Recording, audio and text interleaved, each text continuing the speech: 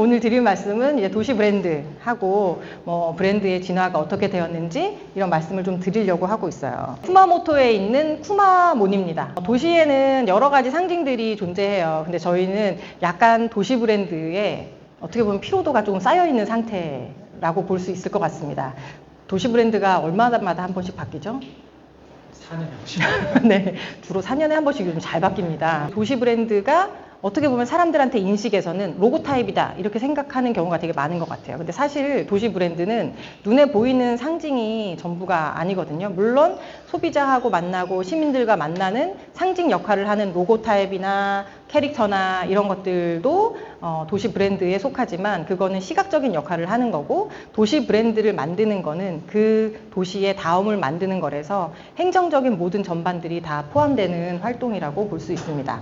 그런데 이제 일본의 쿠마모토 같은 경우에는 원래 이제 큐슈 신칸센이 쿠마모토까지 가기로 했었어요. 그런데 앞에 이제 기억이 안 나네요. 어디에서 멈췄어요. 이게 계획이 바뀌어가지고. 그러니까 쿠마모토가 발등에 불이 떨어졌죠.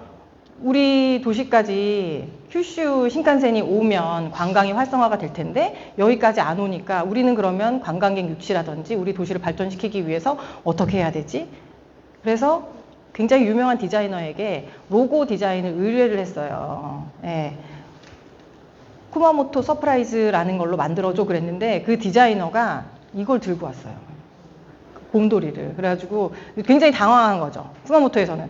우린 로고 만들어 달랬는데 이걸 왜 들고 왔어? 그러니까 이제 그쪽에서 하는 얘기가 로고가 필요 없다. 사람들을 유입시키게 하기 위해서 홍보대사 역할을 하는 이 쿠마몬을 활용하는 게 여러분들한테는 더 적합하다. 그래서 이걸 받아들였고 이거 가지고 굉장히 다양한 활동들을 합니다. 저도 이제 작년 말에 쿠마모토에 가서 전시를 한번 하고 왔는데요.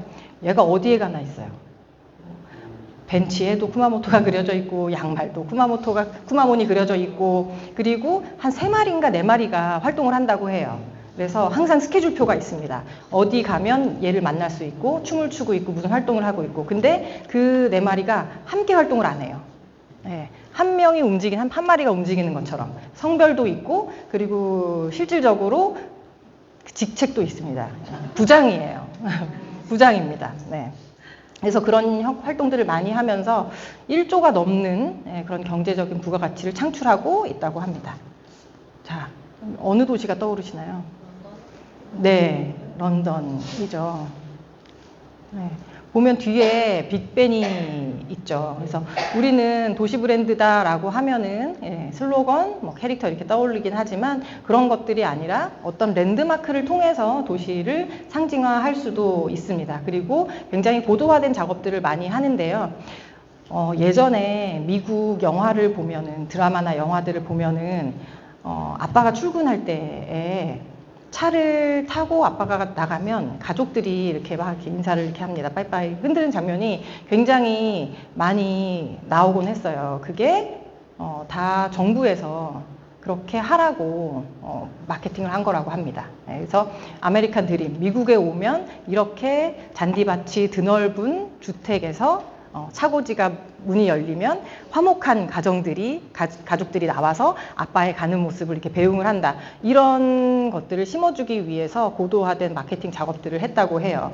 이런 식으로 런던이나 영국이나 이런 것들도 영화에서 이런 랜드마크들을 보여주면서 도시에 대한 매력들, 그리고 도시에 대한 이미지들을 많이 심어주고 있습니다. 그리고 이거는 이제 나라의 브랜드인데요. 나라가 이제 어떻게 브랜딩 했는지인데요. 요 두 개의 차이를 조금 한번 설명을 드리고 싶어요. 여기는 독일이고요. 여기는 영국입니다. 네. 그래서 독일 하면은 어떤 이미지가 많이 떠오르세요? 독일인은 어떻다? 독일 제품은 어떻다? 견고하다. 그쵸, 견고하다.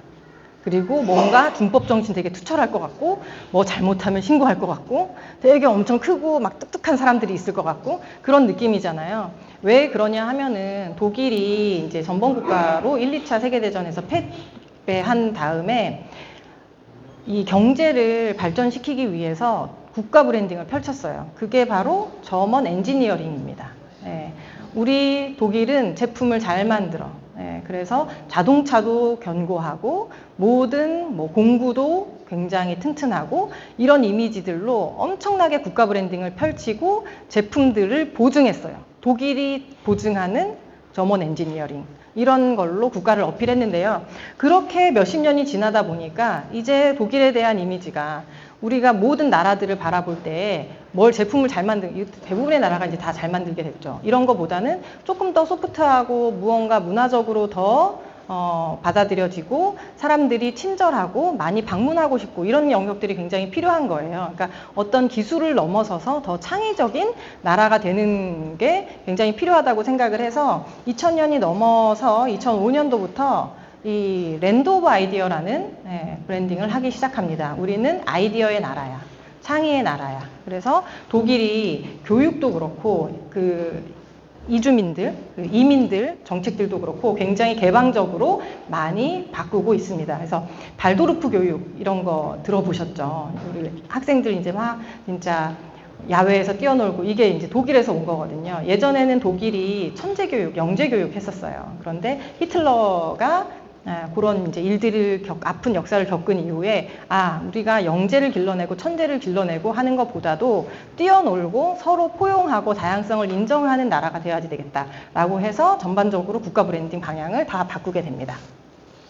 옆에는 어디의 브랜딩일까요? 그렇죠. 익산이에요. 맞습니다. 네, 익산과 대적하는 영국의 이제 국가 브랜드 캠페인입니다. 영국은 크리에이티브 브리튼, 쿨 브리타니아라는 캠페인들 해서 창조 산업, 창의성, 문화 개인 이런 것들을 많이 했었어요. 그런데 2012년에 64년 만에 올림픽과 여왕 즉위 60주년을 기념해서 국가 브랜드 캠페인을 펼쳤어요. 뭐냐 하면 This is Great Britain입니다. 이제 Great Britain은 이 나라의 명칭의 일부를 가지고 온 거죠. 위대한 영국이 다시 한번 되어보자. 그런데 뭘로? 우리 천재적인 사람들, 그리고 천재적인 기술력들, 자연 경관들, 여러 가지 문화 인프라로 그레이트 브리튼이 다시 되어보자 라는 캠페인을 펼쳤어요. 그래서 이거는 This is Great Britain은 이게 기본형이고요. This가 계속 바뀝니다. 제가 뒤에 이미지를 가지고 왔는데 필름 is Great Britain, 컬처 is Great Britain 이런 식으로 계속 워드 플레이를 하는 로고를 만들고 이걸로 국가 브랜드 캠페인을 펼쳤습니다. 다르죠, 두 개가. 여기는 자기가 본래 가졌던 것들을 그 가치를 확 시프트한 거잖아요. 우리는 견고한 나라에서 창의의 나라가 될 거야 하고 확 방향을 바꾼 거고요. 여기는 창조 산업이나 이런 거 다 중요하게 생각했었는데 그걸 더 견고하게 만들기 위한 이제 브랜딩을 했죠. 자, 그리고 이제 이건 도시입니다. 비베를린이라고 해서 베를린의 이제 도시 브랜드예요. 여기는 어디의 도시 브랜드일까요? 네, 암스테르담입니다. 되게 재미있죠. 암스테르담 앞에 AM이 있어서 I 엠스테르담이라는 도시 브랜드 슬로건을 만들고 이제 도시 브랜딩 활동을 했어요. 베를린 같은 경우에는 우리나라는 아직도 분단 국가이지만 독일의 이제 베를린은 분단이 되어 있었죠. 동독과 서독으로. 그러면서 이 전범 국가라는 거, 그리고 패전을 했다는 거에 대해서 이제 시민들이 굉장히 부끄럽게 생각을 했었다고 해요. 역사에 대해서. 그래서 그런 것들을 다시 시민들의 어떤 자긍심이나 이런 것들을 고취시켜 보고자 도시 브랜드 활동을 했어요. 그래서 그 베를린이라는 말은 예전에 이제 케네디 대통령이 여기를 방문했을 때 그런 얘기를 했다고 해요. 2000년 전에는 로마의 시민이라는 것이 가장 큰 자부심이었다면 이제는 베를린 시민이라는 게 최고의 자부심이다. 자부심을 갖고 살아라. 약간 이런 이제 연설을 했다고 해요. 거기에서 착안을 해서 비베를린이라는 캠페인을 시작을 합니다. 그래서 이거는 외부 사람들에게 관광을 많이 와주세요. 이런 캠페인이 아니라 시민들이여 자긍심을 가져라 라는 캠페인이었습니다. 그러니까 우리가 브랜드를 만들 때에는 누구에게 얘기할 건지 명확하게 타겟을 잡고 이야기할 필요가 있습니다. 관광 활성화를 할 건지 아니면 우리는 산업의 도시가 될 거기 때문에 기업들이여 들어와서 일해라, 투자해라, 비즈니스 해라 이렇게 할 건지 아니면 시민들 시민 여러분, 우리 도시 살기 좋은 곳으로 계속 만들어 갈 겁니다. 계속 행복하게 우리 도시들을 잘 가꿔 봅시다. 이렇게 타겟에 따라서 말하는 커뮤니케이션이 굉장히 달라지고 커뮤니케이션의 방향성이 명확해져야지만 우리가 슬로건을 만들 건지 아니면 뭐 캐릭터를 만들어서 친근하게 다가갈 건지 이런 것들이 이제 정해집니다. 그래서 비베를린 같은 경우에는 그런 식으로 외부 고객보다도 내부 고객을, 내부의 이해관계자들을 바라보면서 만든 이제 브랜드이고요. 엠스테르담 같은 경우에는 여기에는 정말 약간 활락가도 되게 많고 유일하게 매춘이 또 합법화되어 있는 곳이잖아요. 그러다 보니 도시도 발달해 있고 활기는 차지만 암스테르담 시민으로서의 자긍심이 마찬가지로 떨어지는 거예요. 그래서 I 엠스테르담이라는 이제 브랜딩을 펼칩니다. 내가 바로 암스테르담이다. 그런 자긍심을 갖고 우리 그런 도시를 만들어 보자라는 캠페인을 이제 펼쳤습니다. 약간 느낌들이 조금 다르시죠? 네. 그래서 앞에 있는 거는 우리의 도시를 마케팅하기 위해서 다시금 보여주게 하는 국가의 사례였었고요. 여기는 내부의 시민들의 자긍심을 고취시키기 위한 것들이었고요. 이거는 미야기 현의 게센누마시인데요. 여기는 인구가 5만 8천 명 정도밖에 안 되는 어촌 마을이었어요. 그런데 이때 3.11 대지진으로 인해서 쓰나미가 와가지고 마을을 다 초토화시켰습니다. 근데 이제 그래도 마을이 살아가야 되잖아요. 그래서 어떻게 할까라고 고민을 하다가 생업의 털을 잃은 어촌 주민들의 지진 피해 복구 및 일자리 창출 프로젝트로 해서 니트를 만들기 시작을 했어요. 그러니까 이 지역에서는 남편이 이제 어부가 이렇게 고기를 잡으러 나가면 무사히 돌아오기를 기원하면서 이렇게 뜨개질을 했대요. 그렇기 때문에 모든 어촌에 있는 분들이 다 장인인 거예요. 뜨개 장인인 거예요. 네. 그래서 그러면 가설 건축물만 있어도 사업을 할 수 있겠네? 그래서 하드웨어적인 재생을 하기 전에 이렇게 본인들이 다 이미 가지고 있던 이 손기술을 활용을 해서 게센누마 니트를 만들기 시작을 합니다. 그런데 이 니트는 특징이 있어요. 여기 한 벌당 15만 원이 아니라 10,000엔입니다. 네, 그러니까 거의 150만 원 막 이렇게 정도 하는 거죠. 평생 입을 단 한 벌이라고 해가지고 주문을 하게 되면 직접 이 마을에 와서 사이즈를 재야지 돼요. 그리고 6개월이 소요가 되는데 그동안에 엽서를 주고받는다고 해요. 얼마만큼 만들어졌다. 그럼 이게 다 만들어지면 와서 또 찾아가 있을 텐데요. 처음에 이제 그렇게 마케팅을 하면서 굉장히 이 옷에 대한 애착과 기대를 불러일으켰고 이걸로 또 그 지역이 다시 재활성화되는 그런 사례로 볼 수 있습니다. 뉴욕은 아까 이제 보셨죠. 네, 그래서 범죄 실업률의 도시였지만 이건 민간이 중심이 돼서 했던 이제 도시 마케팅입니다. 부동산 디벨로퍼가 시작했던 캠페인이에요. 그래서 I love 뉴욕이라는 이제 캠페인을 만들고 광고 전문가, 그래픽 디자이너, 뭐 작곡가 다 동원해가지고 도시 캠페인을 했습니다. 그런데 이게 굉장히 잘 확산되었던 이유는 오픈 디자인이었어요. 그래서 소스를 우리 저작권 우리 거야 라고 해서 해버린 게 아니라 도시 곳곳에서 이런 걸로 굿즈를 만들어서 다 팔 수 있게끔 저작권을 오픈을 해서 굉장히 빠른 속도로 확산이 된 그런 사례였습니다. I love 뉴욕이나 뭐 포르투나 볼로냐 같은 경우에는 시각적인 소통 체계를 만들어요. I love 뉴욕입니다. I 엠스테르담입니다. 해서 이렇게 만드는 경우가 있고 체험을 제공을 하죠. 홍보부장이 쿠마몬이 홍보부장으로서 오는 분들을 굉장히 즐겁고 유쾌하게 친근하게 이제 환대를 하죠. 그리고 참여적 소통입니다. 비베를린 같은 경우에는 이 말풍선을 활용을 해서 다양한 의견들, 이미지들 이런 것들을 서로 소통하는 구조로 캠페인을 펼쳤어요. 그래서 시각적 소통을 하게 되면 인지도를 향상하는 데 도움이 됩니다. 아무래도 노출도가 많아지니까는요. 체험적 소통은 선호도를 향상하는 데 도움이 됩니다. 누군가가 나한테 친절하게 한다면 조금 더 그런 선호도나 애착도나 이런 게 더 높아지겠죠. 그리고 참여적 소통을 하면 누군가가 나한테 나의 이야기를 듣고 도시에 반영을 한다면 연대감이 이제 향상이 되겠죠. 근데 이 것들이 딱 분절되어 있진 않습니다. 다 이루어지는데 이런 시각적인 소통은 인지도 향상에 조금 더 도움이 되고 체험적 소통은 선호도 향상에 도움이 되고 이런 매칭 관계가 조금 더 높다라고 보시면 될 것 같아요. 그래서 오늘 이제 오신 우리 선생님들 중에서도 만약에 시에서 이런 일들을 하신다면 이런 쪽에 염두를 두시고 도시 브랜딩 활동을 하시면 좋을 것 같습니다.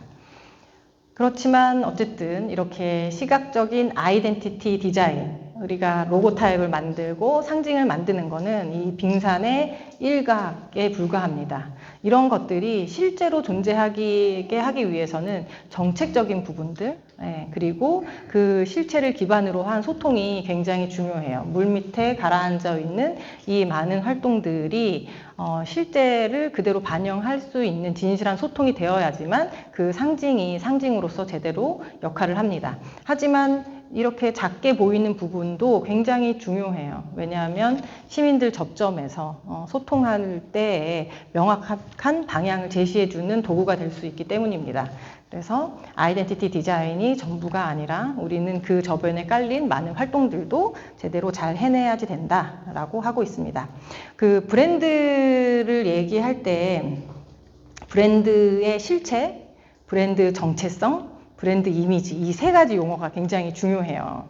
브랜드 실체는요, 정말 그 브랜드의 전부입니다. 세세한 모든 것들. 그러니까 박상이라는 사람을 지금 선생님들께서 보고 계신데 저는 어떤 사람 같으세요? 예쁜 사람? 나태한 엄마의 모습도 있고, 네, 또 이렇게 억척 같은 아내의 모습도 있고, 또 학생들을 사랑하는 교수자의 모습도 있고, 다양한 자아들이 있습니다. 이건 실체입니다. 근데 실체를 다 가지고 소통하진 않아요. 여기 오면 또 전문가처럼 보이게 하기 위해서 더 톤도 조금 다운시키고 이렇게 차분하게 이야기를 하고 집에 가면 야, 밥 먹었어! 막 이러고 이제 그러죠. 이 정제됨이 정체성입니다. 우리가 실체를 다 이야기하면 하나도 못 받아들여요. 그러니까 예전에 현대였나요? 로고 타입을 만들 때에 그 사장님이 디자이너한테 그 얘기를 했대요. 뭐도 넣어줘. 뭐 여기다가 점도 찍어줘. 여기다 선도 그려줘. 그러니까 그 프리젠테이션 하던 사람이 준비를 했었나 봐요. 각오를 했었나 봐요. 탁구공을 가지고 왔었대요. 탁구공 몇십 개를 갑자기 그 사장님한테 던졌대요. 잡아보라고. 근데 몇십 개를 던지면 어때요? 하나도 못 잡죠. 그러면서 그 로고 타입이 결정이 되게 했다고 합니다. 그러니까 정체성이라는 거는 우리가 가진 다양한 실체를 다 던져주는 게 아니라 보여주고 싶은 거, 우리가 정말 되고 싶은 그 모습을 정체성으로 만들어내요. 그걸 이제 브랜드 아이덴티티라고 하거든요. 근데 제가 그걸 만들었는데 선생님들께서 딱 저를 보시고 에이 하나도 전문적인 것 같지 않은데 그냥 예쁘기만 하잖아 이렇게 이러실 수도 있잖아요. 그거는 이미지예요. 그러니까 정체성은 내가 만들어낸 거, 이미지는 상대방이 받아들이는 거예요. 네. 그러니까 우리 브랜드는 도시의 브랜드 작업도 마찬가지입니다. 우리 익산시에 좋은 자산들이 얼마나 많아요? 다 자랑하고 싶으시죠? 그런데 다 자랑하면 하나도 못 도달해요. 그러니까 우리도 카페에 가면 메뉴 맛있는 거 되게 많잖아요. 그런데 뷔페 가면은 뭐가 맛있는지 기억이 하나도 안 나잖아요. 배만 부르잖아요. 그런 것처럼 카페에 가면은 시그니처 메뉴가 있어야 돼요. 도시에도 시그니처가 있어야 돼요. 그러면 우리 익산은 고도. 우리는 백제의 자부심, 무왕, 막 이런 게 딱 있잖아요. 뭔가 그런 거를 하나를 해서 정확하게 타겟팅 해야지만 명확한 정체성을 만들어낼 수 있습니다. 그래서 실체하고 정체성은 다르다. 그리고 정체성을 만들었으면 그 실체에 기반해서 진실성 있게 커뮤니케이션을 해야지 돼요. 그래야지만 이미지가 제대로 만들어집니다. 그러니까 저는 이 원 2개를 그리고 이거 교집합 활동들을 많이 하고 보여주거든요. 그러니까 브랜드 정체성의 동그라미가 있고 브랜드 이미지의 동그라미가 있어요. 근데 이게 점점 교집합이 많아져서 다 동일하게 동그라미 하나가 되면 브랜드 활동을 진짜 잘하는 거예요. 네. 근데 이 갭이 너무 멀어지고 교집합이 하나도 없으면 브랜드를 잘못 만든 거죠. 정체성을 잘못 잡았거나 소통을 잘못해서 하나도 도달이 안 된 거죠. 그래서 우리는 브랜딩 활동이 굉장히 중요해요. 브랜드 3.0 시대에는. 그러니까 브랜드만 만들어 놓고 끝내는 게 아니라 이게 도달하게 하는 게 굉장히 중요합니다. 브랜드가 왜 이렇게 진화했냐면요. 예전에는 저희 이제 할머니 할아버지 세대에는 전쟁을 겪으셨잖아요. 전쟁이 끝나고 나서는 쌀의 브랜드가 중요할까요? 안 중요해요. 그냥 쌀이 없어요. 선택의 여지가 없습니다. 그냥 쌀이 있으면 먹어야 돼요. 그런데 경제가 조금 발전을 해서 쌀이 막 여기에서도 생산되고 저기에서 생산이 되고 공급이 소비자보다 추월을 하게 되면 이제 소비자가 막 선택할 수 있잖아요. 그때는 브랜드가 필요합니다. 아, 이거 누가 만든 거야? 이거 어떻게 만든 거야? 이제 그게 되게 중요하게 되거든요. 이거 자꾸 혼자 움직입니다. 그래서 이게 하이라키의 시대가 아니라 헤테라키, 수평 위계가 됩니다.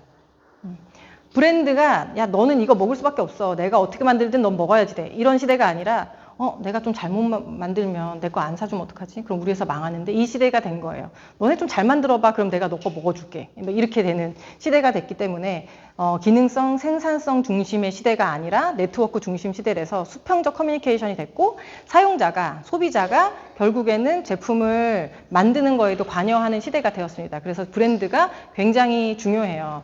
브랜드 어원에 대한 얘기들을 굉장히 많이 하는데요. 이 스웨덴 고어라고 합니다. 네. 어떻게 읽어야 될지 모르겠어요. BRANDR이에요. 그래서 그게 이제 고어인데, 소나 가축들의 내 소유라고 인두로 뒤지는 거, 불로 태우다라는 게 브랜드의 고어라고 해요. 어원이라고 해요. 그러니까 어떻게 보면은 이제 내 소유라는 뜻이죠. 그리고 하나의 또 썰이 있는데요. 예전에 이제 이집트에서 피라미드를 지을 때 벽돌을 막 쌓아가지고 피라미드를 만들잖아요. 그런데 만약에 피라미드에서 벽돌 뭐 하나가 잘못되면은 어떻게 될까요? 막 몇십 년, 막 100년 동안 지었던 피라미드가 무너지잖아요. 아, 그러면 이제 심각해지죠. 그래서 그 벽돌에다가 장인의 이름을 적게 했대요. 그래서 어느 벽돌이 문제가 됐는지 찾아내서 3대를 멸족시키는 썰입니다. 썰입니다. 그래서 제가 이 두 개를 조합해 봤을 때 브랜드는 나의 소유이기도 한, 소유의 표식이기도 하지만 책임의 산물이기도 하다. 그래서 브랜드는 이제 저는 좀 그렇게 정의를 내리고 있어요. 그리고 브랜딩을 하는 과정을 아이를 키우는 과정에 비유를 많이 합니다. 보통 이제 아이가 뱃속에 생겨나면 정말 제대로 된 부모라면 막 기도를 많이 하겠죠. 어떤 아이로 자랐으면 좋겠다. 그리고 이름은 어떻게 지어야지. 굉장히 깊은 고민 끝에 아이가 뿅 태어나면 이름도 지어주고 그다음에 계속 교육을 시키잖아요. 사이좋게 지내라. 침 뱉지 마라. 바른 말 써라. 공부도 열심히 좀 해라. 이렇게 하잖아요. 이게 이제 브랜딩의 과정입니다. 안 끝나요. 부모가 먼저 죽잖아요. 부모가 먼저 죽어도 안 끝나요. 그 브랜드는. 그래서 브랜드 활동은 이렇게 끊임없는 소유와 책임을 다하기 위한 과정이다라고 해서 그런 아이의 저는 비유를 많이 합니다.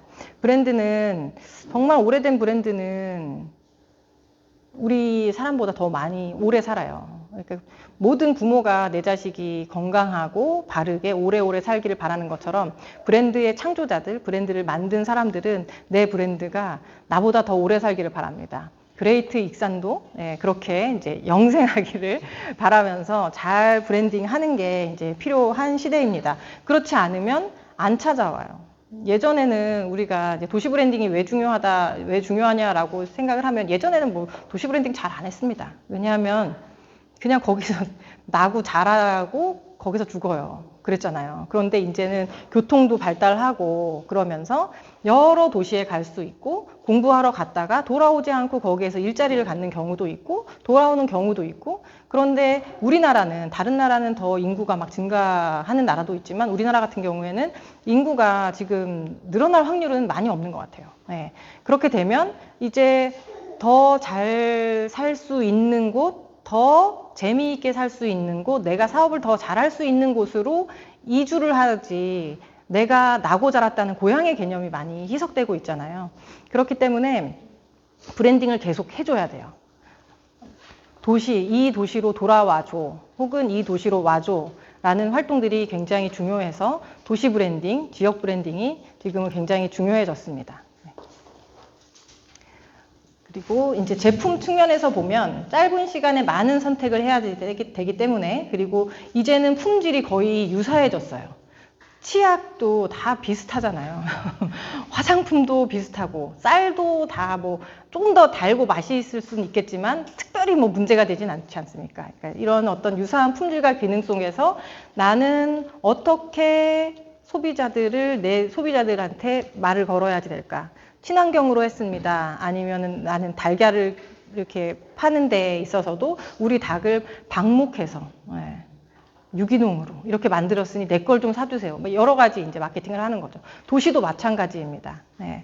뭐 교통이 있어요, 학군 좋아요, 뭐 이런 거를 넘어서서 어떻게 어필해야지만 우리 도시에 사람들이 오게 할까를 이제 고민하는 시대가 되었죠. 네. 그리고 신뢰를 기반으로 해야지 됩니다. 요즘에 너무 투명하잖아요. 그러니까 예전에는 정보를 미디어를 가진 사람이 왕이었어요. 네, 그래서 뭐 신문사 이런 데서는 막 뭔가 거짓 정보를 뿌려도 이걸 알 길이 없었습니다. 그런데 지금은 1인 미디어 시대예요. 선생님들 한 분 한 분이 다 미디어신 거예요. 제가 여기서 막 거짓 부렁이를 막 하면은 아마 SNS에서 박사님 아무것도 못하던데 막 이렇게 하면 이제 저는 이제 끝나는 거죠. 그러니까 신뢰를 기반으로 브랜딩을 해야지 돼요. 네, 이제 거짓말이 통하지 않는 시대가 됐습니다. 네, 사용자가 그만큼 힘을 가진 거죠. 그래서 브랜딩 활동은 신뢰를 기반으로 정직하게 계속 해야지 됩니다. 아까 말씀드렸다시피 그래서 브랜드 정체성과 이미지가 교집합이 많이 생겨나는 활동들을 이제 해야지 됩니다. 그래서 브랜드 3.0이라고 제가 여기 표현을 했는데요. 1.0 시대는 그냥 상징 중심이었습니다. 아, 이런 슬로건이 있어, 이런 이름이 있어, 탑다운으로 행정 주도의 상징 중심이었습니다. 2.0에는 경쟁 중심으로 전략화되는 시대였었고요. 3.0은 참여 중심으로 공유해서 만들어가는 시대라고 볼 수 있습니다. 그래서 도시 브랜드는 그 도시의 이제 경쟁력인데요. 도시 개발 관리는 도시가 처한 역사, 경제, 사회, 문화의 특수성과 역량에 맞춰서 해야지 됩니다. 제가 이제 어떤 책을 보는데 그 책 타이틀에 그게 써 있었어요. 서울을 따라하지 않는다. 네, 네. 이제는 사람들이 다 다양한 곳들에 가게 된 시대예요. 그렇기 때문에 비슷한 도시 잘 안 갑니다. 그래서 저는 뭐뭐 땡리단길 이런 거 되게 안 좋아하는데요. 그러니까 그렇게 비슷한 길을 만들어 봤자 별로 사람들한테는 매력을 못 느끼게 해요. 그 도시만의 거를 보여주는 게 굉장히 중요하거든요. 이 포르투 도시 브랜드 사례 아까 보여드렸는데 제가 인천시에 일할 때 포르투 도시 브랜드를 개발한 에두아르도 아이레스를 아시아에서 최초로 저희가 모셔왔어요. 그리고 저희 딴에는 그래도 잘 대접을 한다고 해서 인천의 파라다이스 시티에 묵게 했어요. 그리고 나서 거기에서 묵은 다음에 그 다음날 강화도하고 막 이런 데를 제가 투어를 같이 이렇게 했었거든요. 그러면서 템플 스테이가 있다는 것도 알려주고 막 했더니 막 다음에 자기가 오게 되면은 절에서 묵게 해달라고 유럽에 가면은 파라다이스 시티 같은 호텔이 너무 많다는 거예요. 왜 거기서 자기를 재웠냐며 굉장히 아쉬워하더라고요. 그러니까 이제 그런 모습인 것 같습니다. 그래서 서울을 따라할 필요가 없고 이제는 도시의 색을 갖는 게 굉장히 중요하다. 그리고 사실 이 주민등록상에 나오는 그런 정주 인구를 늘리는 건 되게 불가능한 것 같아요. 이제 관계 인구란 말을 되게 많이 하잖아요. 그러니까 인구를 꿔주는 거죠. 제가 오늘은 익산에 와 있잖아요. 이제 이런 식으로 저는 경기도의 도민이지만 익산에서 하루를 보내게 되는 거고 다음 주에는 저는 춘천에 가요. 그럼 춘천에서 또 하루를 보내는 거고 이런 식으로 한 사람이 뭐 사도, 삼촌 뭐 이런 식으로 이제 계속 돌아가면서 생활을 하게 만드는 구조가 우리나라에서는 좀 필요합니다. 이제 뭐 하루 생활권이기도 하고 다양한 도시들도 있고 이제 사람들도 리모트 워크나 이런 것들이 워낙 발달돼 있으니까요. 그러려면 도시만의 매력이 있어야죠. 굳이 서울이랑 똑같은데 그 촌에 가가지고 제가 3일을 있을 필요는 없잖아요. 그 매력이 있으니까 나가면은 산이 있고 뻐꾸기가 울고 혹은 파도 소리가 들리니까 그쪽을 가겠죠. 이게 그런 식의 마케팅이 필요하고 도시의 활동들을 하는 것들이 굉장히 중요한 시대입니다. 리브랜드는 도시의 가치를 계속 높이는 작업입니다. 산업이 발달함에 따라서 라이프 스타일이 변화함에 따라서 그거에 맞춰서 브랜드의 방향들을 살짝 바꿔야 돼요. 근데 하지만 우리가 나침반을 보면 나침반이 가만히 있나요? 와, 떨리죠. 그런데 나침반을 따라가면 그 방향에 갑니다. 그렇게 보시면 돼요. 리브랜딩은 나침반을 휙 돌아가는 게 하는 게 아니라 계속 떨리는 거예요. 고객의 느낌에 맞게 계속 떨리면서 촉을 세우고 그 활동들을 해내고 그렇지만 제가 가려고 했던 방향에 가는 거죠. 네. 그리고 여기 이제 그 리브랜딩의 목적과 방법은 3가지가 있는데요. 더 강화하거나. 근데 이제 리포지셔닝이 있습니다. 자산들이 막 여러 개가 있어요. 근데 아까 이제 그 마르세유의 라벨드메처럼 담배 공장 해가지고 막 산업, 동업 막 이랬는데 그게 이제 쇠락을 했어요. 그런데 예술가들도 이렇게 있었던 거죠. 그러면 포지셔닝을 이렇게 바꾸는 거예요. 여기로 가자. 네. 근데 리크리에이팅 해야 될 경우도 있습니다. 빌바오. 네. 광산 쇠락했고 아무것도 없어요. 그래서 아예 창조했잖아요. 네. 구겐하임 미술관 유치하고 문화예술 산업들을 만들었죠. 그래서 우리는 우리의 실체를 살펴봐야 돼요. 우리의 실체를 살펴보고 정체성을 계속 점검하면서 강화시킬 건지, 리포지셔닝 할 건지, 리크리에이팅 할 건지 이 방향을 계속 점검하시면서 하셔야 됩니다. 왜 사람도 개명할 때 있잖아요. 오, 갑니다. 와, 익산 미륵사지. 네. 저는 여기가 너무 좋아요. 제가 작업을 했던 데에서도 그렇지만, 네, 뭐 미륵사지도 있고, 또 이제 이동을 할 텐데, 네, 좀 느리네요. 가라! 어디로? 네. 네. 여기도 가고, 이제 익산역으로도 이제 갈 겁니다. 그래서 다양한 것들이 있어요. 근데 과연 여기에서 우리는 뭐로, 교통의 중심지로 할까? 아니면 백제 무왕의 꿈을 이루지 못한 이 꿈을 이루는 도시가 되게 할까? 아니면, 네, 뭐, 다양한 것들, 네, 그런 것들을 하나를 이제 콕 찍으셔야 돼요. 그래서 우리는 타겟을, 브랜딩 할 때 타겟을, 메인 타겟을 세우고요. 그 다음에 서브 타겟을 세웁니다. 그러면 우리 자산이 되게 많으니까요. 1번 선수를 앞에 놓고 2번 선수들이 대기를 하고 있어야 돼요. 이제 뒷받침해줘야 되는 거죠. 우리는 여기 역사문화 도시로 했어. 우리 이렇게 사람 관광객이 왔잖아요. 근데 역사문화만 있으면 재미가 없어요. 뒤에 2번 선수들이 이제 있어야 됩니다. 거기에서 맥락적으로 소비될 수 있게 하고 머무르게 할 수 있게끔 하는 것들이 굉장히 중요합니다. 위대한 도시. 네. 아이고. 그래서 영국, 아까 이제 This is Great Britain입니다. 네. 그래서 여기 아까 말씀드린 것처럼 이렇게 Countryside is Great Britain, Heritage is Great Britain, Culture is Great Britain 이라고 했어요.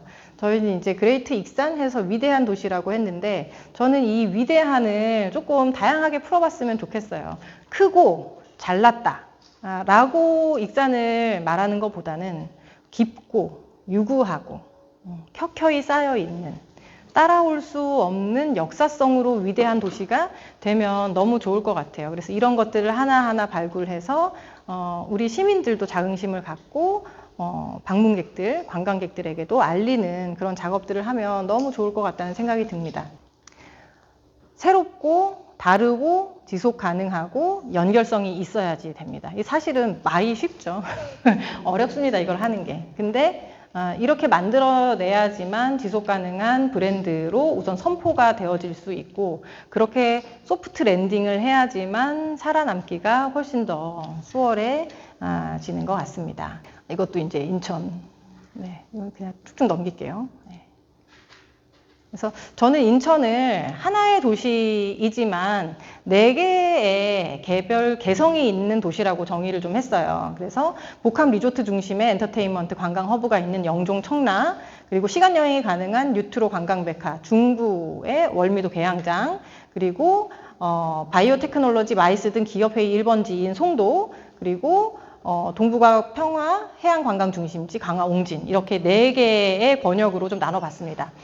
도시라는 거는 사실 너무 다양해요. 브랜딩하기 되게 힘듭니다. 그래서 약간 이렇게 권역별로 타겟팅해서 쪼개서 해보시는 것도 되게 좋을 것 같아요. 익산도 굉장히 지역마다 다 다르잖아요. 그런 것들을 한번 나눠보시고 어떻게 브랜딩하는 게 좋을까 검토해보시는 것도 아주 좋을 것 같습니다. 그래서 인천은 이렇게 플라이 인천이었다가 올웨이즈 인천으로 이제 브랜딩을 했었고요. 굉장히 오랜 기간을 통해서 시민들의 의견을 들어서 브랜드를 만들었습니다. 그래서 이 과정들은 한번 나중에 자료를 쭉 봐주시면 될 것 같고요. 그래서 저는 이때 와서 했던 것이 뭐냐면 인천도 컨트라스트가 굉장히 강해요. 원도심도 있고 신도시가 있고 거기에서 다 어떻게 생각하냐면 송도는 원도심에 계신 분들은 송도는 인천 아니야. 송도 계신 분들은 저기 인천 아니야. 되게 분열된 구조였어요. 그러니까 우리나라 전반적인 문제인 것 같아요. 남과 여, 북과 뭐 동과서 막 이렇게 다 편가르고 나누고 막 이분법적으로 보는 게 굉장히 어떻게 보면은 안 좋은데, 그걸 안 좋다고 얘기하기보다는 상반된 매력이 공존하는 도시로 좀 접근을 해보자라고 해서 마케팅을 조금 펼쳤어요. 그래서 영상을 만들었는데요. 빛이 쏟아지는 성사시대의 낭만에서 21세기의 낭만까지, 인천에서 누구나 시간 여행자가 됩니다.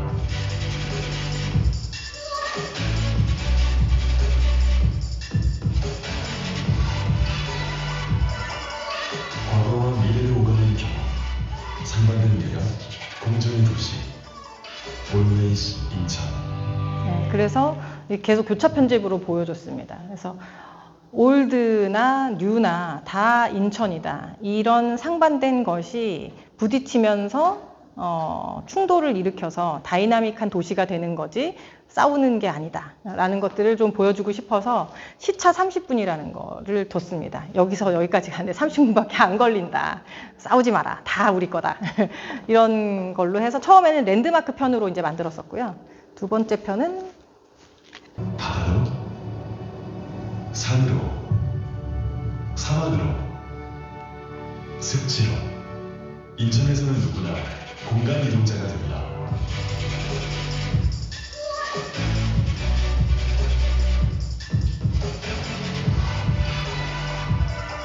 자연과 자연을 오가는 경험, 상반된 매력, 공존의 도시, Always 인천.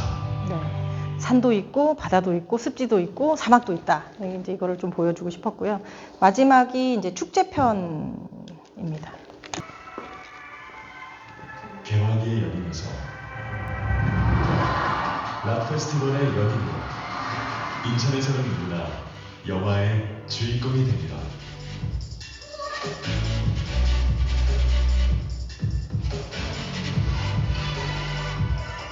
장르와 장르를 오가는 경험, 상반된 매력, 공존의 도시, Always 인천. 네, 요거는 CF로 스티비 어워즈에서 2년 연속 수상을 하면서 또 저에게 상을 가져다 준 작품이고요. 마지막 캠페인은 인천 두 개의 다른 인천이 하나가 되는 모습을 보여줬으면 좋겠다 해서 유튜브에 방영되는 걸로 이제 만들어졌습니다.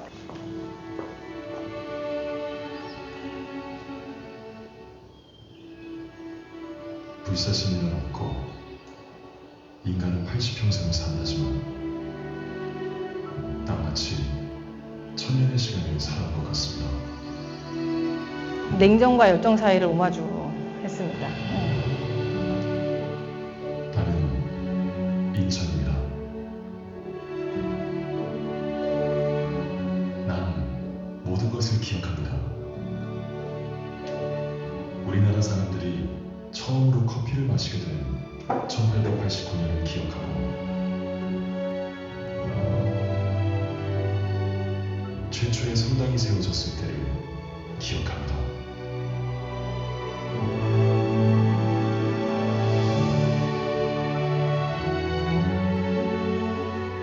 최초의 학교.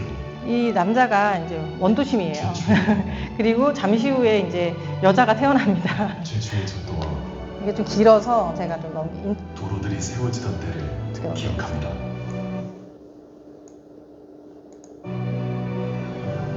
이거 어떻게 넘겨야 될지 모르겠네요. 당신이 태어나던 순간을 기억합니다.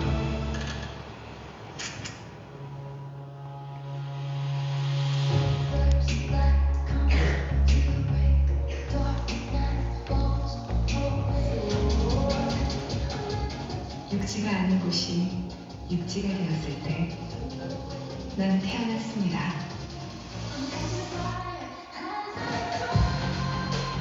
나 역시 인천입니다.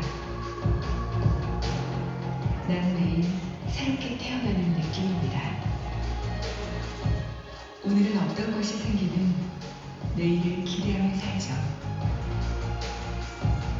어느 날은 섬과 도시와 공항을 잇는 다리가, 어느 날은 자기 부산 열차가 달리는 것을 보게 됩니다. 아직 다가오지 않은 미래조차 이곳에선 현실이 되고 있죠. 난 당신의 미래인가요? 글쎄요. 어쩜 우린 같은 시간 속에 있는지도 모르겠습니다. 우리도 모르는 사이 서로에게 영향을 주고 있는지도 모르죠. 요즘 그런 생각을 해요. 옛 것은 옛 것대로 새롭고 낡은 것은 낡은 것대로 아름답지만 오랜 시간 익숙하고 좋았던 것들이 더 좋아질 수는 없을까 생각합니다. 나는 당신의 생각보다 훨씬 더 변화를 추구하는 존재인지도 모르겠습니다.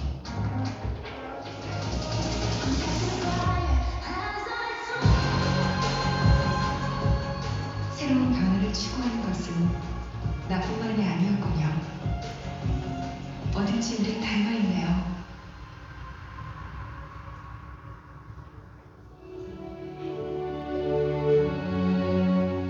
당신은 누구죠? 늘 곁에 있다는 생각이 들어요. 우리가 인천의 현재라면 당신이 고개를 돌리는 순간 그 가까이에 내가 있을 겁니다.